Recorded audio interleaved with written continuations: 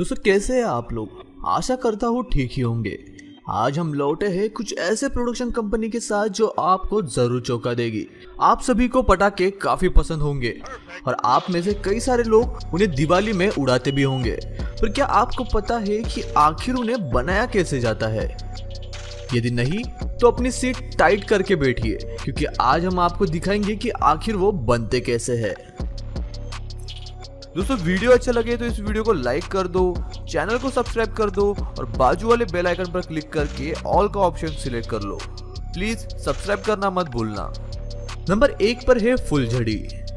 दोस्तों फुलझड़ी सबसे आम पटाखों में से एक है, जिसे बच्चों से लेकर बूढ़ों तक हर कोई उनके साथ खेलता है। तो चलिए जानते हैं कि आखिर वो कैसे बनती है। सबसे पहले एक बड़ी लकड़ी में तांबे के तारों को घुसाया जाता है। इसके लिए वो तारों को एक लकड़ी से बने सांचे में डालते हैं और फिर दूसरे लकड़ी से उसे पैक कर देते हैं। बाद में इन सभी को एक लॉक के जरिए पैक किया जाता है, जो कुछ इस तरह दिखता है। अब इन तारों को एक खास तरह के पेस्ट में डुबाया जाता है, जिसके कारण फुलझड़ियां इतने अच्छे से जलती है। इस लिक्विड में डुबाकर निकालने के बाद जब ये लिक्विड सूख जाता है तब फिर से इनको लिक्विड में डुबाया जाता है ताकि वो मोटा हो सके। अब अच्छे से मोटा होने के बाद इसके ऊपर मैग्नीशियम का पाउडर डाला जाता है। ये वही पाउडर है जो जलने के बाद कुछ इस तरह दिखता है। बाद में ये पेस्ट पाउडर पर चिपक कर सूख जाती है। इसे सूखने के लिए कम से कम 2 से 3 दिन लगते हैं। अब इन्हें निकालकर एक जगह पर इकट्ठा किया जाता है। इनकी साइज कुछ सेंटीमीटर से लेकर 1 फुट तक बड़ी हो सकती है। अब बाद में इन्हें गिनकर कार्डबोर्ड के बॉक्सेस में पैक किया जाता है और कुछ इस तरह बनाई जाती है आपकी फुलझड़ियां। नंबर 2 पर है सुतली बम। दोस्तों ये बम उन बमों में से एक है जो फूटने के बाद सबसे जोर की आवाज करता है और लगभग आप में से कई सारे लोगों ने इसे फोड़ा भी होगा। तो चलिए जानते हैं कि आखिर इन्हें कैसे बनाया जाता है। सबसे पहले इन कार्डबोर्ड के बक्सों में बारूद को भरा जाता है। अब लोग इन बक्सों पर धागा, जिसे हम सुतली कहते हैं, उसे बांधते हैं। जब अंदर की बारूद जलकर बाहर निकलने की कोशिश करती है तब यही सुतली अंदर प्रेशर क्रिएट करती है और उससे काफी जोर का धमाका होता है और शायद इसीलिए इस बम का नाम सुतली बम पड़ा होगा।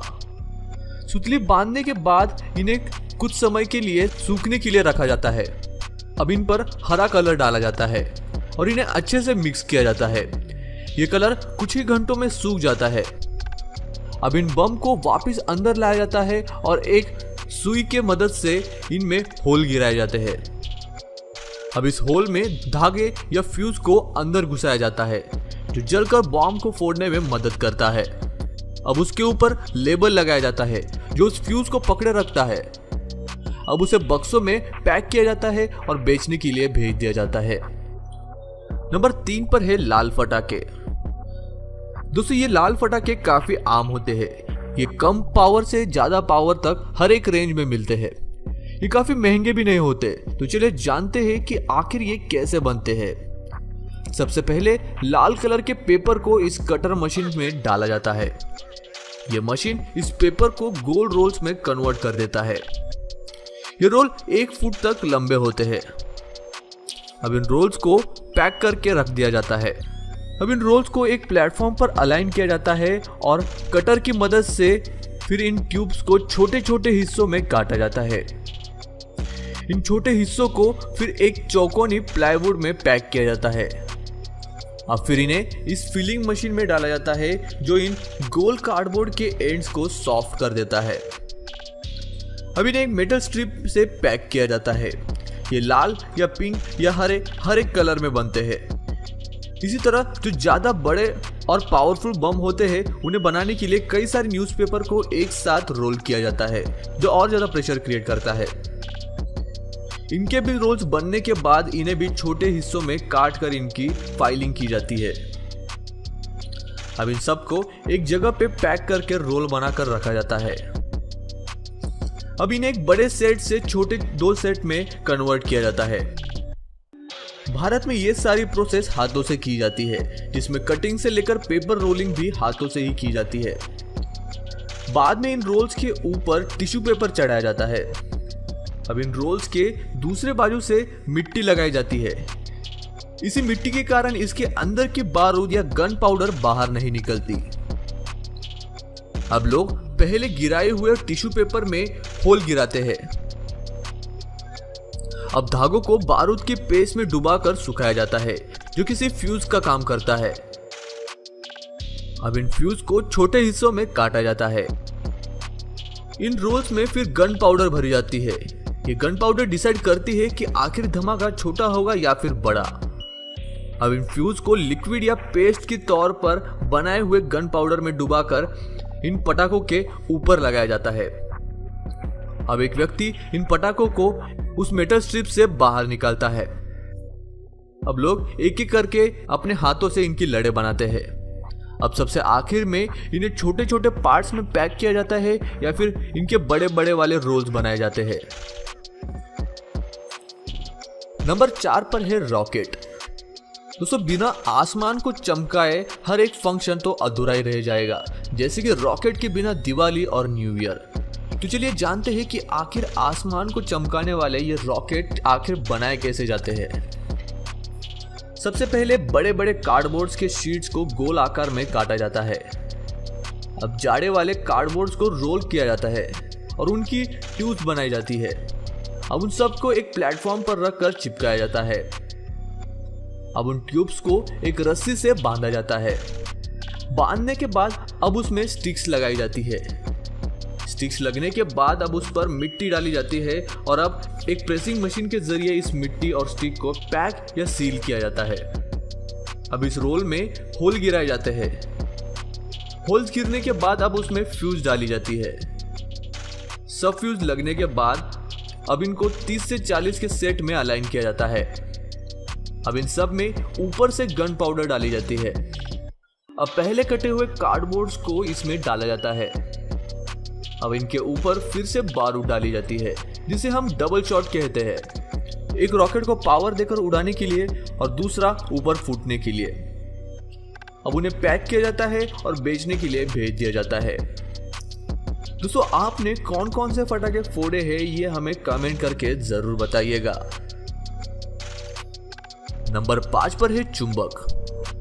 दोस्तों, चुंबक से आपने बचपन में काफी खेला होगा, पर क्या आपको पता है कि आखिर चुंबक फैक्ट्री में कैसे बनता है? सबसे पहले वो चुंबक के आकार का साँचा बनाते हैं, जिसके लिए वो पहले तो कुछ चुंबक को एक साँचे में रखते हैं और उसमें रेती भर देते हैं।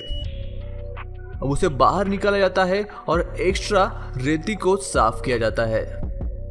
अब उसे दूसरे प्रेसिंग मशीन में डाला जाता है, जो इस रेती को दबाता है और पूरे स्ट्रक्चर को टाइट कर देता है और कुछ ही सेकंड में ये किसी पत्थर का रूप ले लेता है। अब असली चुंबक को बाहर निकाला जाता है और आपका साँचा बनकर रेडी हो जाता है। साँचा काफी अलग अलग शेप्स वाला हो सकता है। अब असली चुंबक को बनाने की प्रोसेस शुरू की जाती है। इसके लिए वो कॉपर, कोबाल्ट, सल्फर, निकल, आयरन और एल्यूमिनियम को एक प्रोपोर्शन में इलेक्ट्रिक इंडक्शन में डालते हैं। ये 1600 डिग्री सेल्सियस तक गर्म होता है और हर एक चीज को पिघला जाता है जो उसमें गिरती है। सारी चीजें पिघलने के बाद अब सबको अच्छे से मिक्स किया जाता है। अब इस मिश्रण को पहले बनाए हुए साँचों में डाला जाता है। जैसे ये मिक्सचर साँचों में गिरता है, वैसे ही वो सारे लपटों से जलने लगते हैं। अब उन्हें नीचे डाला जाता है और हथौड़े से तोड़ा जाता है ताकि उसमें हवा जा सके और वो जल्दी से ठंडे हो जाए। अब एक चुंबक की मदद से साँचों के अंदर के चुंबक को निकाला जाता है और बाकी के मिट्टी को फेंक दिया जाता है। ये एक अलग टाइप का चुंबक है जो आकार में गोल है। इन सारों को एक रॉड पर चढ़ाया जाता है। अब उन्हें एक बड़े पाइप के अंदर डाला जाता है और पाइप को सिलिका सैंड से पैक कर दिया जाता है। अब ऊपर से सीमेंट की मदद से इन सब को सील किया जाता है। अब इन्हें फर्नेस में डाला जाता है और ये अब गर्म होते वक्त ही इन्हें बाहर निकालकर इनमें एक रॉड घुसाई जाती है जो इनमें इलेक्ट्रोमैग्नेटिक करंट छोड़ती है। अब उन्हें दूसरे मशीन पर रखा जाता है जो उन्हें चार्ज कर देता है और आपका चुंबक बनकर रेडी हो जाता है। दोस्तों ये वीडियो आपको कैसा लगा ये हमें कमेंट सेक्शन में जरूर बताइएगा। और यदि आप वीडियो के अंत तक पहुंच ही गए हो तो इस वीडियो को लाइक कर दो, चैनल को सब्सक्राइब कर दो और बेल आइकन को दबा दो। मैं मिलता हूं आपको ऐसे ही और एक इंटरेस्टिंग वीडियो के साथ, तब तक के लिए नमस्कार। दोस्तों वीडियो अच्छा लगे तो इस वीडियो को लाइक कर दो, चैनल को सब्सक्राइब कर दो और बाजू वाले बेल आइकन पर क्लिक करके ऑल का ऑप्शन सिलेक्ट कर लो। प्लीज सब्सक्राइब करना मत भूलना।